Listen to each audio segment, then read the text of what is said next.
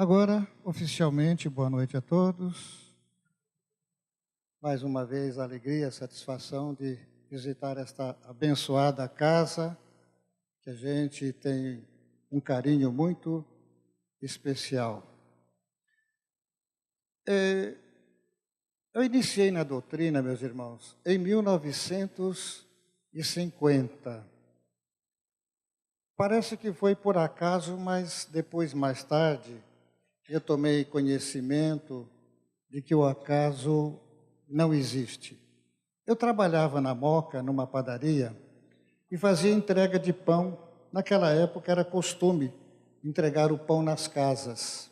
Assim entregava o leite e várias atividades hortifruti grangeiras.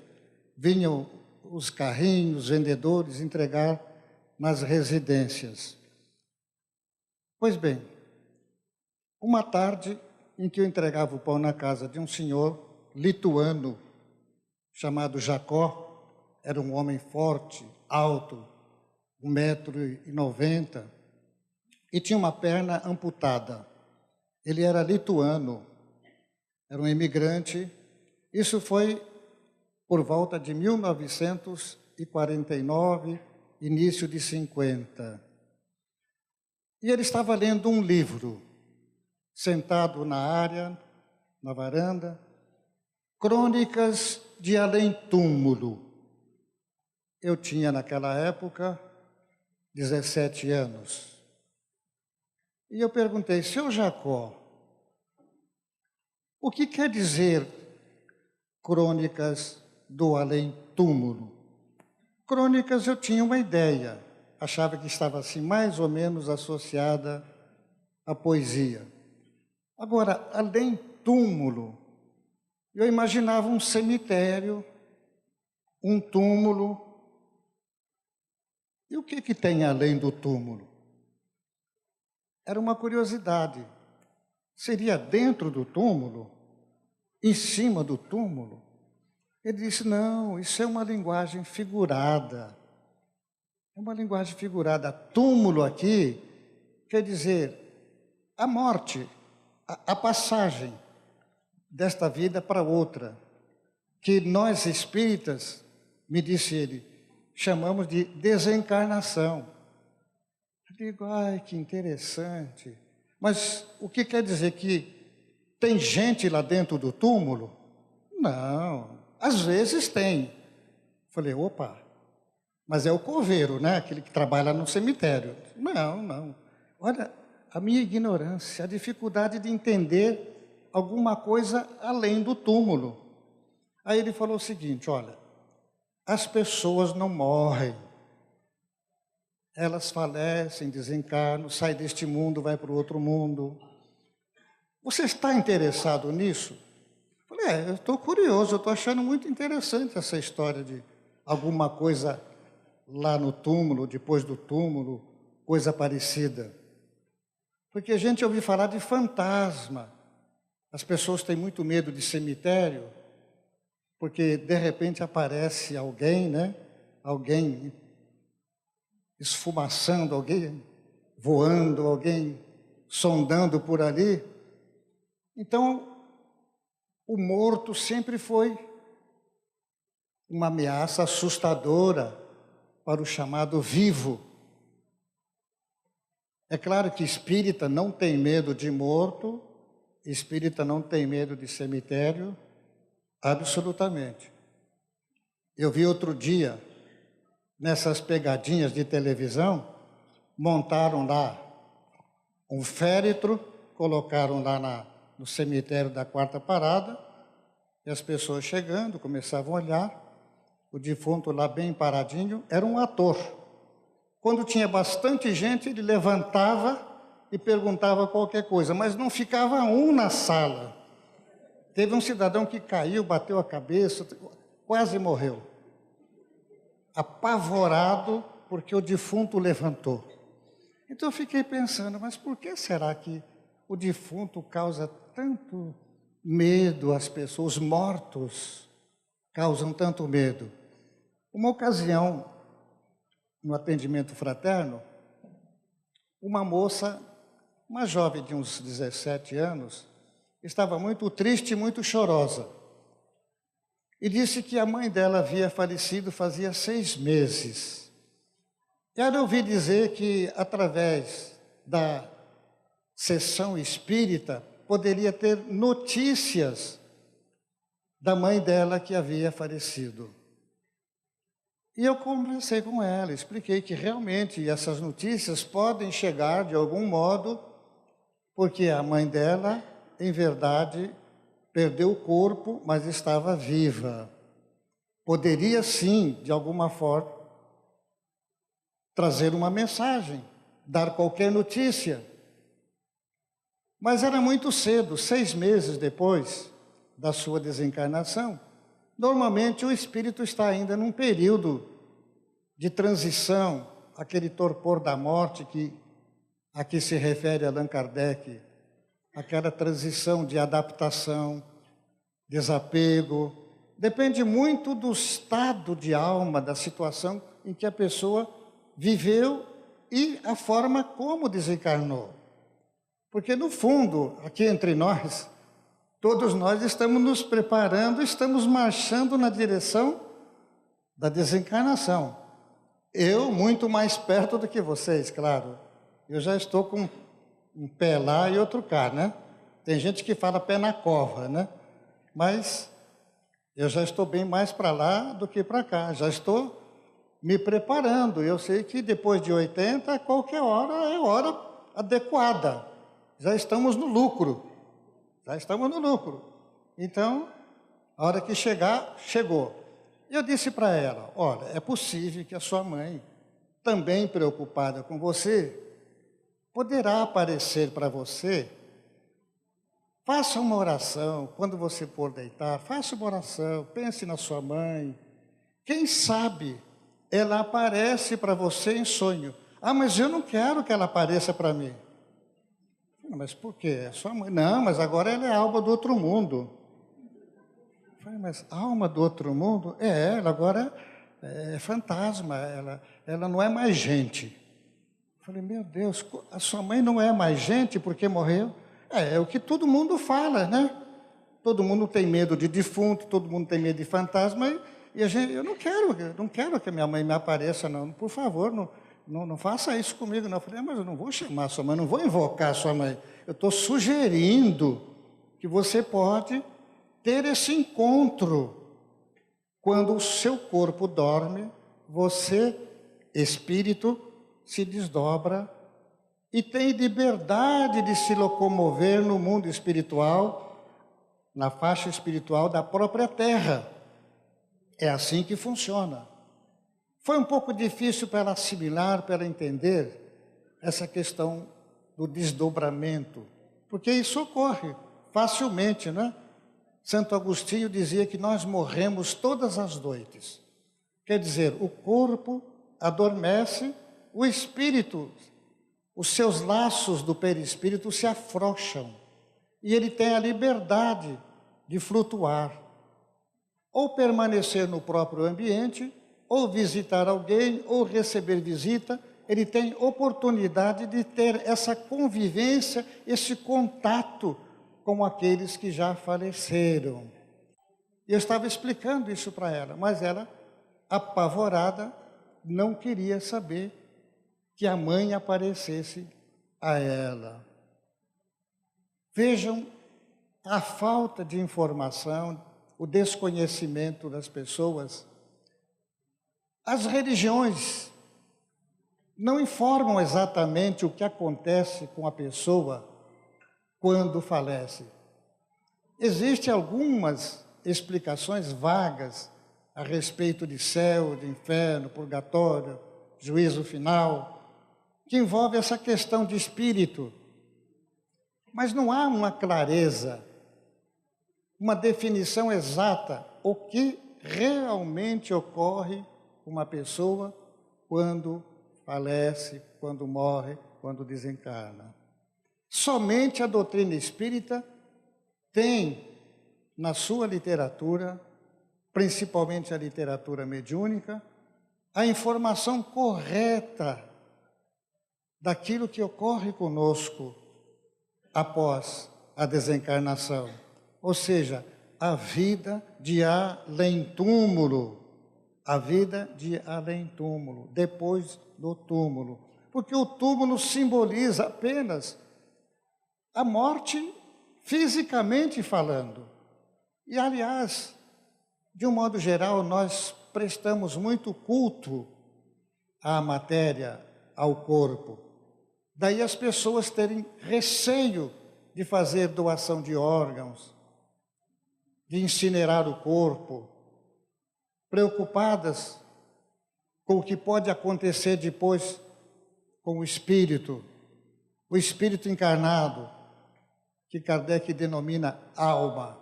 O que é a alma? Perguntou Kardec. Os espíritos responderam: é o espírito encarnado. Alma e espírito são sinônimos. Para distinguir, alma é o espírito enquanto está encarnado. Mas a gente aprende na doutrina espírita que nós somos espíritos, estamos encarnados. Antes de encarnarmos, éramos espíritos, estávamos no mundo espiritual. Reencarnamos, passamos aqui esse período da nossa encarnação e retornamos automaticamente ao ponto de onde viemos. Da mesma região, do mesmo espaço, da mesma localidade, onde está ali o nosso cadastro espiritual. Ali tem todas as informações a respeito da nossa individualidade. Isso a gente já aprendeu muito na literatura espírita, quando André Luiz fala dos arquivos do mundo espiritual. Retornamos ao ponto de origem. E quantas vezes já fizemos essa trajetória? Nascer, viver, morrer, renascer, ainda, tal é a lei. Sempre. Já reencarnamos muitas vezes. Então não é a primeira vez que nós vamos morrer, já morremos muitas vezes. Já passamos por essas experiências várias vezes. E vamos passar ainda outras vezes. Então esse é um entendimento muito valioso e muito importante para nós vivermos sem essa tensão, sem esse medo, sem essa preocupação com relação à morte, que gera tanta depressão nas pessoas que ficam. De um modo geral, os que ficam sofrem mais do que os que vão. Os que vão cumprem o seu destino, o seu karma. Nasceu, automaticamente vai morrer. Todos os seres da Terra, todos os seres viventes, nascem, vivem, desencarnam. Assim são todos os reinos da natureza. Na Terra nada é fixo, nada é permanente. Tudo é transitório. É um mundo permanentemente em transição. Por quê? A Terra, segundo Allan Kardec esclarece na introdução do Livro dos Espíritos, poderia deixar de existir ou nunca ter existido sem que isso afetasse o fenômeno vida. A vida está no espírito, independe da matéria. A matéria, sim, a matéria para existir, para viver, necessita do espírito. Quem mantém a vida, quem sustenta a vida, é o espírito. Ele se ausentou, aí está um cadáver. Nenhuma reação, nenhum sinal de vida. Porque o agente que somos nós, dali saímos. Somente a doutrina espírita traz esses esclarecimentos, essas informações, atenuando atenuando o sofrimento. Daí o lado consolador. O Espiritismo é o consolador, porque consola as pessoas, dando as informações corretas sobre a vida, sobre a morte. Ninguém morre. Vamos nos reencontrar, a vida continua. Não há juízo final. É simbólico, é mitológico. O que existe, sim, é uma avaliação, o encontro das consciências com a nossa realidade espiritual. Fazemos sempre uma avaliação do percurso da nossa vida na Terra. Essa avaliação, naturalmente, faz com que o espírito, no mundo espiritual, faça cursos, aprenda, trabalhe, evolua. Essa é uma informação também muito importante, porque sempre se diz, fulano morreu, descansou. Aqui jaz. Jazer é estar deitado. Jazigo, lugar de deitar, de dormir, de ficar dormindo. Isso não existe. André Luiz nos dá notícia de muito trabalho, muita atividade, muita vida. Ele mesmo disse, estou muito surpreendido, não podia imaginar que depois da morte fosse encontrar tanta vida, tanta atividade. Entender que a vida na Terra é uma cópia pálida da vida que nós temos aqui no mundo espiritual.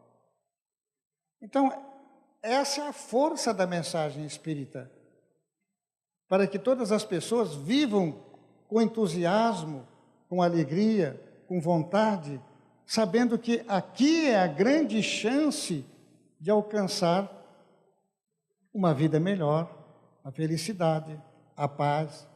Mas vai depender muito desse esforço, dessa dedicação, desse trabalho. Então veja que o conhecimento da doutrina espírita modifica muito os conceitos de vida, modifica muito o entendimento que as pessoas têm a respeito do que é a vida, para que serve a vida, o que é que nós podemos fazer e devemos fazer para viver corretamente, para acertar mais e errar menos. Então, essa vida aqui é de muito proveito, de muita utilidade. É uma escola abençoada.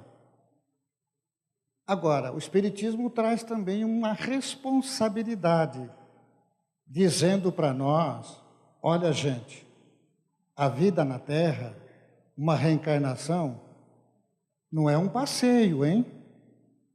Não é um piquenique, não. Não pense só em diversão, em aproveitar o tempo na matéria, usufruir de todas as emoções e sensações, porque a morte vem e acaba com tudo. Não, não é assim não. Não se engane. Cada passo, cada pensamento, cada gesto estão gravados. Tem um resultado. É a lei de causa e efeito, a lei da ação e da reação. Então a gente quer saber, mas eu vou ser feliz no mundo espiritual? Depende de você. Como depende de mim? A vida no mundo espiritual é o resultado da sua vida. Na matéria, o que foi que Jesus disse? A cada um será dado segundo as suas obras. Obras. O que são obras?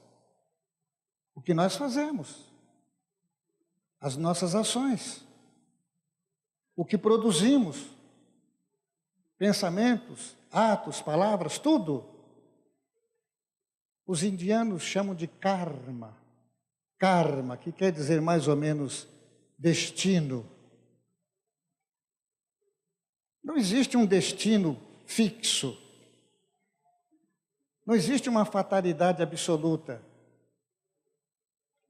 Existe sim um projeto de vida, um programa de vida, traçado em cima de uma grande lei chamada livre-arbítrio.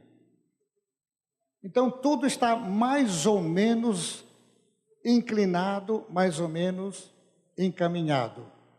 Há um princípio esotérico que diz: o karma inclina, mas não determina.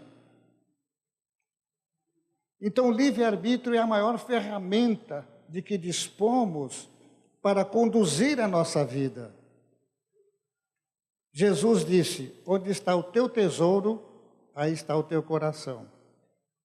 São palavras simbólicas que precisam ser estudadas, analisadas e interpretadas. O que é o nosso tesouro? O tesouro de cada um. Aquilo que a gente mais deseja, mais aprecia, dispensa maior tempo, maior preocupação. Onde a gente coloca todos os nossos sentimentos e pensamentos. Esse é o nosso tesouro. E o que é o coração? Representando a vida, o ser. É lá que a gente vai se encontrar. Se nós passarmos a existência toda caçando tesouros na terra, vamos ficar na terra junto com esses tesouros. Por isso que ele já advertia: não ajunteis tesouros na terra. O tempo destrói, a traça corrói, o ladrão rouba. Olha que já existia ladrão naquela época, hein? Tem mais. A coisa é bem antiga, não é? 2000 anos e já é bíblico, né? A presença do ladrão lá na cruz, o bom ladrão, né? Se é que possa existir bom ladrão, né? Porque ladrão é ladrão. Não existe bom e mau ladrão, né? Todos são ladrões. Mas é uma figura que a gente precisa refletir. Então, todos os nossos atos, sentimentos, pensamentos, são muito importantes.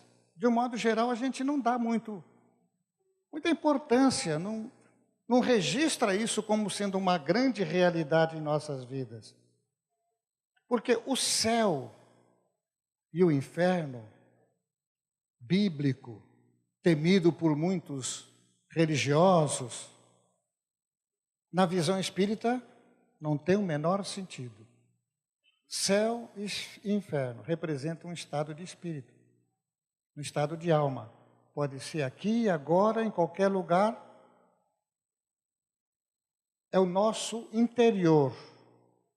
Então, conforme você desencarna, conforme você viveu, vai ter a sua continuação no mesmo padrão, no mesmo patamar. Não há um salto, não há uma mudança, não há um milagre. A vida continua. Normalmente, levamos conosco toda essa bagagem de experiência. Todas as virtudes são propriedades do Espírito. Vão conosco. Todos os defeitos e imperfeições também são propriedades do Espírito. Vão conosco. Na terra fica apenas a matéria, mas tudo que é emoção, sentimento, faz parte do nosso cabedal interior imortal. Essa é a única propriedade de que dispomos na terra. Todos os nossos bens nos são entregues para a administração. E conforme o desempenho de cada um na administração destes valores, desses bens, desses talentos, para usar uma linguagem do Evangelho, é que vão avaliar o nosso comportamento. A parábola dos talentos define muito bem essa situação dos chamados mordomos, administradores, que podemos ser fiéis ou infiéis. Então, quando a gente chegou aqui na Terra, já encontramos as coisas da terra. Quando desencarnarmos, elas ficam no mesmo lugar. Nós partimos, não levamos nada. Levamos o resultado da experiência, do aprendizado colhidos durante esse período. Então, eu acho assim, nós temos que ser práticos, muito práticos. Como eu disse a vocês, eu comecei em 1950. Comecei a fazer palestra em 54. Me preocupava em memorizar textos, perguntas e respostas. Me preocupava de fazer assim uma palestra bem feita, bem montada. Hoje eu tenho uma visão completamente diferente. Eu quero trazer a minha experiência de vida. Muita coisa, muita água passou nesses 63 anos de doutrina espírita. Então, se eu pudesse dar um conselho a alguém, eu dirigia nesse sentido. O nosso futuro, como nós entendemos aqui na Terra, que é muito preocupante no sentido material. Recursos, previdência social, poupança, aplicações, imóveis, dar um futuro para os nossos filhos. Que futuro? O futuro deles é do outro lado da vida. Esse é o futuro deles. Então a gente se preocupa muito que os nossos filhos estejam bem de vida, que tenham segurança material, que tenham um bom emprego, que morem bem, plano de saúde. Tudo isso é válido, mas com as devidas restrições. Mas não deve ser a nossa maior preocupação. E aqueles que morrem jovens? Quantos têm morrido jovens? Principalmente por causa da droga. E por que vai para a droga? Faltou o quê? Nos preocupamos tanto com a matéria que esquecemos o espírito. Estamos dando educação moral, cristã, para os nossos filhos? Estamos ensinando ética, respeito aos nossos filhos? Estamos dando exemplos cristãos, morais, aos nossos filhos? Isso equivale. Buscai o reino de Deus em primeiro lugar, e tudo mais vos será acrescentado. Isso tem 2000 anos.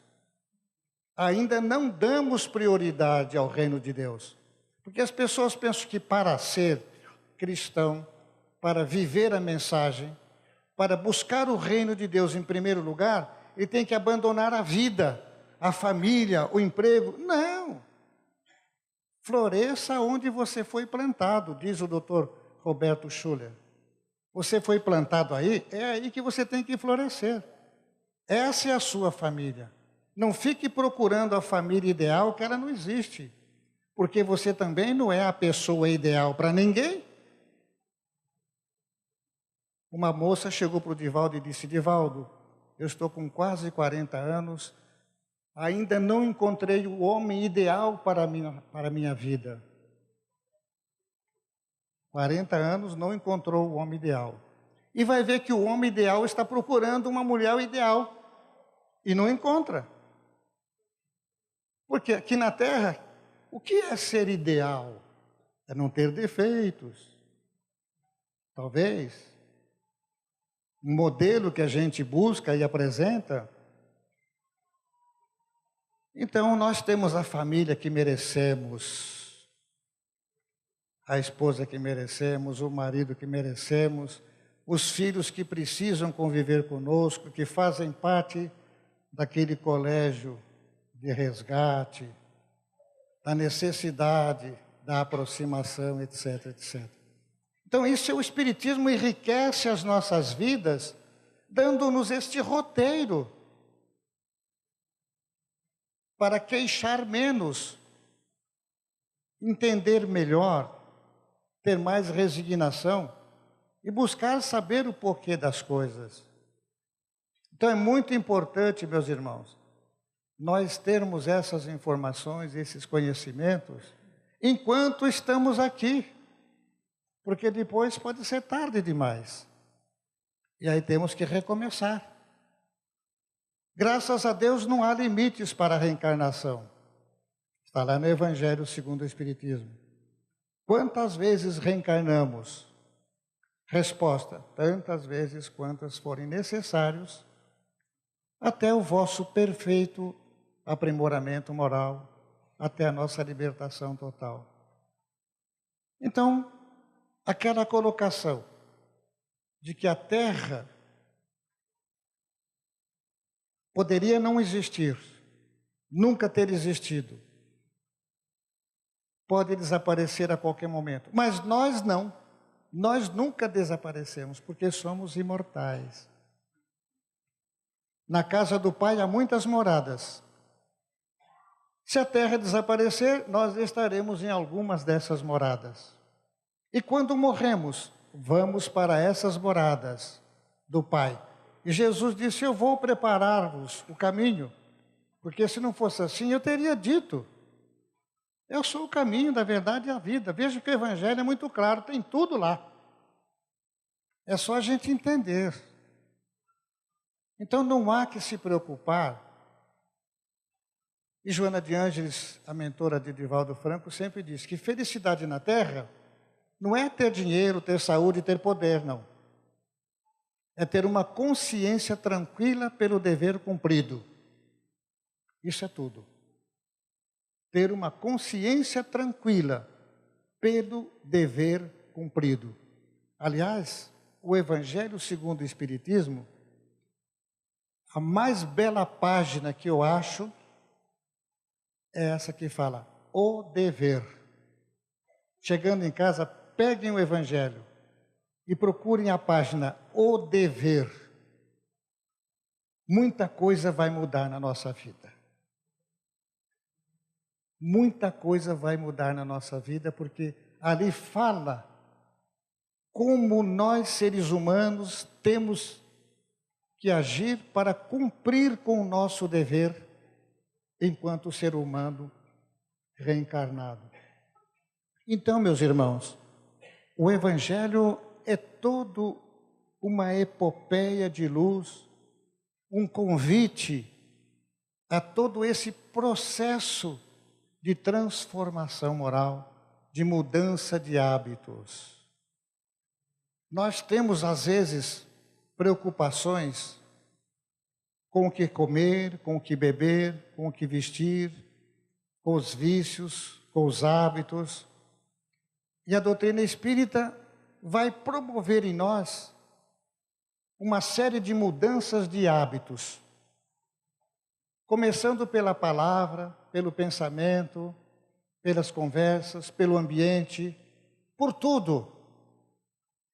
Porque muitas vezes a gente acha: ah, mas isso aqui não tem importância, ah, só hoje, só amanhã. Mas isso tudo vai somando e vai formando o nosso destino, vai traçando o nosso karma. E muitas vezes nós podemos ser surpreendidos e desencarnar na hora errada. Existe a hora errada. Por isso que temos que fazer uma preparação. A vida, meus irmãos, sem ser pessimista, é uma preparação para a morte. Não tem outra explicação. Mas a pessoa diz assim: pelo amor de Deus, eu sou jovem, tenho tanto tempo pela frente, tenho que viver. Mas você sabe o que é viver? Você sabe por que nasceu?